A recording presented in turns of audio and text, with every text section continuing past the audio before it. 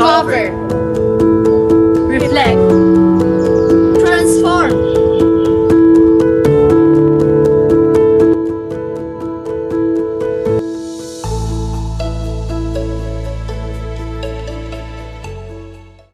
Field Study 2 Activity 5, Delivering my lessons and selection and utilization of various teaching aids.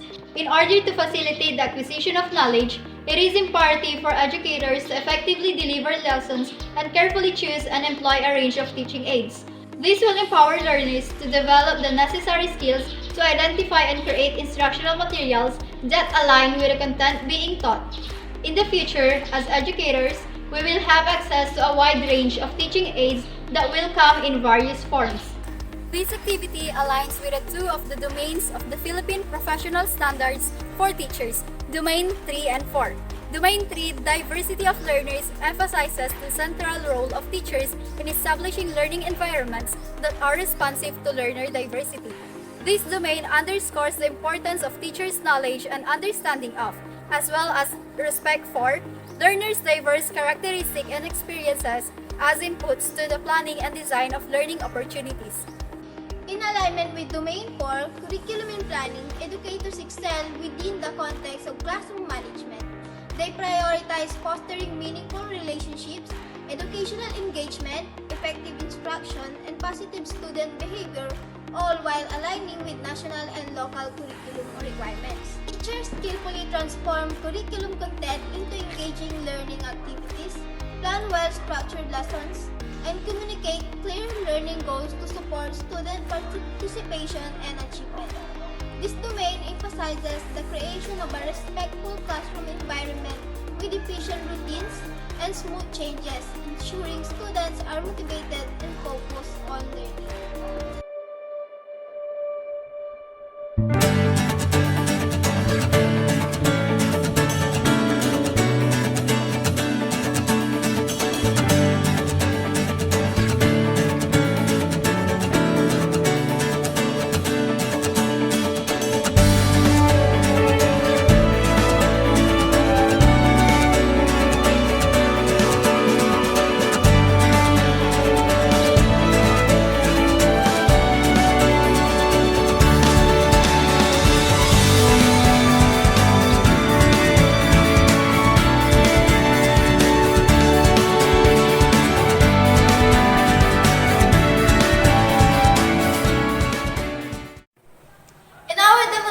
Teaching in edukasyon sa pagpapakataong war, our topic is magsasabi ng katotohanan anuman ang magiging bunga nito. Our group is dedicated to cultivating a student-centered learning environment that prioritizes collaboration and adapts instruction to individual learning needs. We empower students to actively participate in their educational journey, fostering self-directed learning.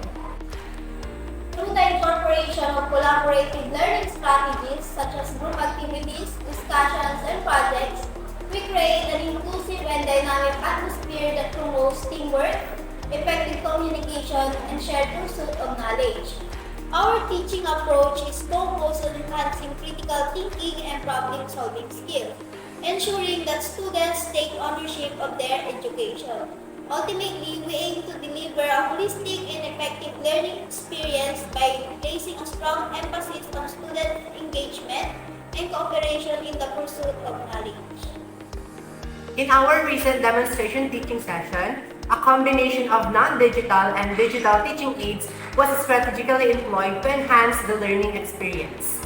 The non-digital aids included presentation charts, a story chart, activity charts, a red flag, green flag activity, the yay and na activity, a word hand game, and activity sheets.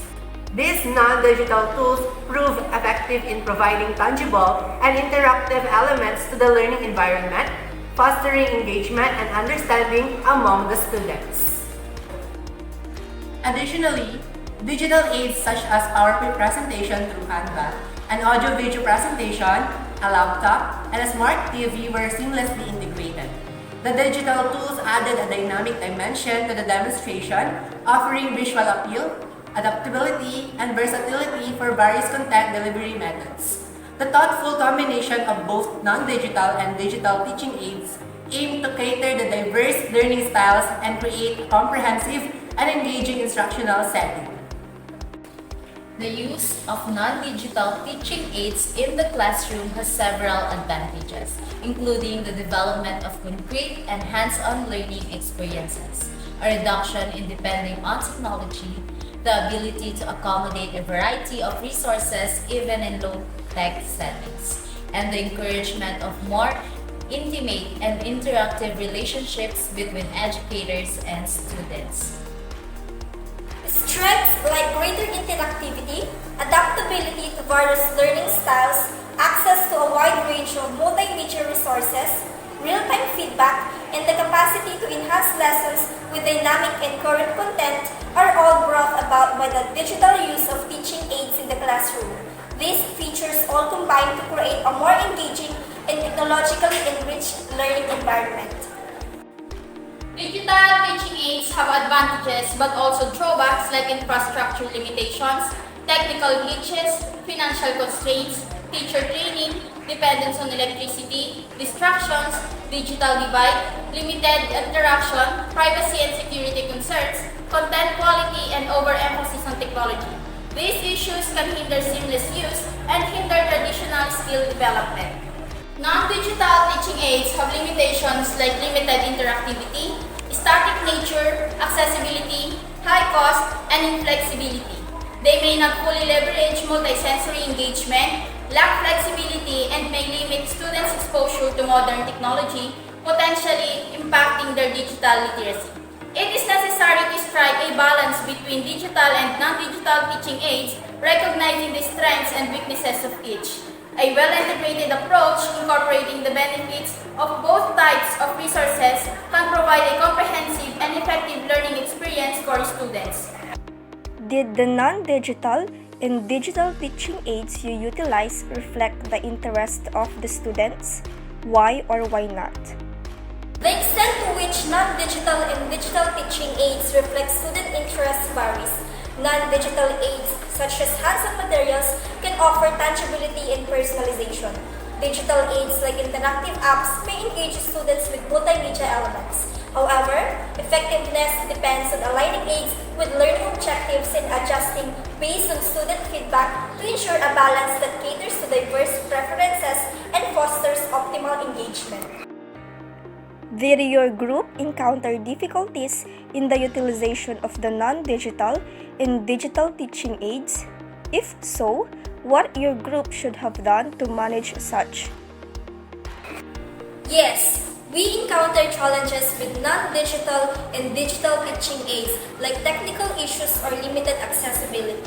To manage such difficulties, proactive measures include testing equipment beforehand, providing alternative resources, and incorporating a mix of aids to accommodate diverse needs.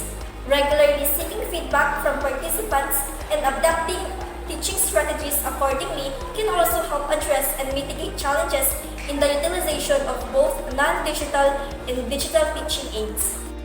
Overall, were the non-digital and digital resources you utilize effective? Why or why not? Indeed, because effectiveness varies based on factors like content, relevance, and adaptability. Non-digital resources offer tactile engagement, while digital resources provide multimedia interactivity. Furthermore, success lies in aligning resources with learning objectives and student feedback. We have a well-balanced integration of both types that can cater diverse preferences, contributing to overall effectiveness in enhancing the educational experience.